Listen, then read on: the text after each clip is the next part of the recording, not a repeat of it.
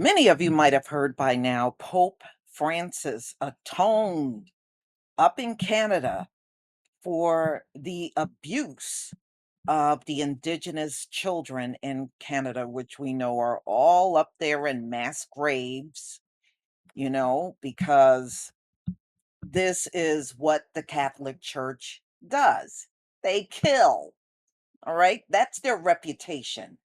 That's who they are. And they got a long history of exactly that, killing, killing. So the Pope, as you can see, he is in Canada in his wheelchair too. So that's how he went around. He did visit the site of the mass graves Monday morning before his initial apology. I'm going to go ahead and play this audio from the Wall Street Journal. Pope Francis atones for Catholic abuse of Indigenous children in Canada. At site of former school, Pontiff apologizes for Christian support of colonizing mentality. By Francis X. Rocca. July 25, 2022, 2:08 p.m. Eastern Time. Masquassy, Canada. Pope Francis visited the site of a former residential school for Indigenous Canadian children on Monday morning and repeatedly apologized for Catholics' role in government-sponsored projects of cultural destruction and forced assimilation that he said had devastated their communities. I humbly beg forgiveness for the evil committed by so many Christians against the Indigenous peoples, the Pope said, one of half a dozen ways in which he expressed sorrow or begged for pardon in the speech, which he delivered to an audience of Indigenous leaders, elders, and former residential school students, as well as Prime Minister Justin Trudeau and Governor General Mary Simon. His apologies drew applause and cheers several times during the speech. At the end of the Pope's speech, an Indigenous leader placed a ceremonial headdress on his head, which the pontiff accepted to further cheers. The Pope's visit to Masquassy, 60 miles from Edmonton, was his first public appearance since his arrival in Canada on Sunday. His nearly week-long visit to the country, which ends Friday, will be dedicated to asking forgiveness and seeking to reconcile his church with Canada's Indigenous people. The 85-year-old Pope, who suffers from a torn ligament and a fracture in his right knee, used a wheelchair throughout the event but rose briefly to greet Indigenous leaders with him on stage. Pope Francis has made public apologies before, including for the Catholic Church's persecution of Protestants and its failure to protect minors from sexual abuse by priests. But he has never framed an entire trip around an apology until his visit to Canada, which he has described as a penitential pilgrimage. Monday morning's speech was a passionate repudiation of the ways in which, regrettably, many Christians supported the colonizing mentality of the powers that oppressed the Indigenous peoples. The Pope noted the presence of former residential school students in the audience, acknowledging that our meeting today can bring back old memories and hurts. Nearby, a sign outside a teepee announced the presence of counselors offering mental health and cultural support. Before the Pope spoke, he was greeted by Wilton Littlechild, a former Grand Chief of the Confederacy of Treaty 6 First Nations, who attended the residential school on the site. Mr. Littlechild, one of a group of Indigenous leaders who met with Pope Francis at the Vatican this spring, thanked him on Monday for coming as a pilgrim, seeking to walk together with us on the pathway of truth, justice, healing, reconciliation, and hope. But it is unclear if the Pope's words will satisfy the skeptics among Indigenous leaders and elders who have called on him to expand on earlier apologies and offer specific remedies for historical injustice.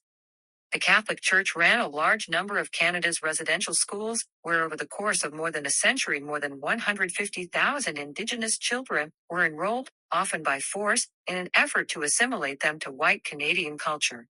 Many of the children were sexually or physically abused, according to a 2015 report by a Truth and Reconciliation Commission funded by the Canadian government. Before his prayer on Monday at Masquassy, Pope Francis visited a cemetery at the site for a moment of silent prayer. Last May, the discovery of possible evidence of 200 suspected graves at another former residential school in British Columbia set off a passionate national discussion of the schools. The Canadian Conference of Catholic Bishops issued a collective apology last September for grave abuses that were committed by some members of our Catholic community. The following month, the Vatican announced that Pope Francis would travel to Canada. Indigenous leaders and elders have said they want the visiting pope to not merely repeat his earlier apologies for the role of Catholics in the schools, but to assign blame to the church as an institution. On Monday, he went at least part of the way toward such a statement in words that paraphrased a document by St. John Paul II. In the face of this deplorable evil, the church kneels before God and implores his forgiveness for the sins of her children.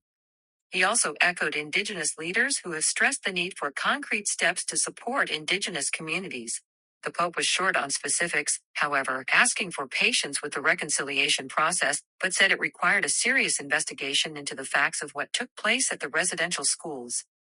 Pope Francis will meet with Indigenous Canadians again on Monday afternoon, in a setting that represents a more harmonious side of the Catholic Church's relationship with their cultures.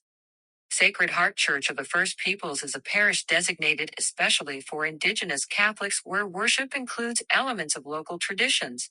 In 2020, the church was devastated by a fire caused by smoldering sage and ashes from an Indigenous smudging ceremony. The rebuilt church, consecrated earlier this month by Edmonton's Archbishop Richard Smith, features elements that reflect Indigenous culture, including teepee poles over the altar. During his visit to the church, Pope Francis will bless a statue of Saint Kateri Tekakwitha, 1656 to 1680, the first Indigenous North American to be canonized as a saint. Write to Francis X. Rocca at francis.rocca@wsj.com. Now, Russia to ladies, cut Europe's gas flow via okay, Nord Stream. let me turn that down. Now, the Catholic Church need to atone for slavery because y'all were big in the slave trade.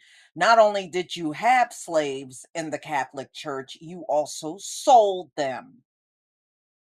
So you need to atone for that. But see, we want that atonement to be a particular way.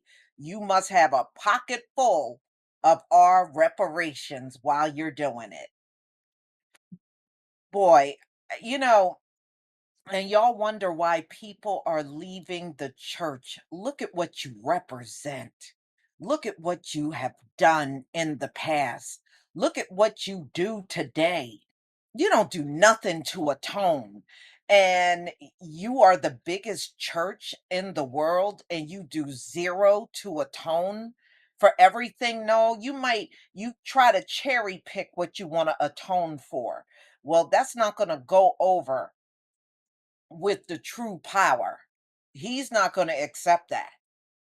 But do what you must. But the bottom line is, you got to atone for more than those children up in those mass graves that you are 100% responsible for. And you're 100% responsible for the slave trade. So you got a lot more atoning to do. Make sure you do it with our reparations. That's all I'm saying. Y'all, please tell me what you think about the Pope going up to Canada and attempting to atone, but not offering anything beyond that, which is a joke. Please leave your comment and subscribe. Don't forget to hit on the notification bell, and I'll see you on the next video. Peace, family.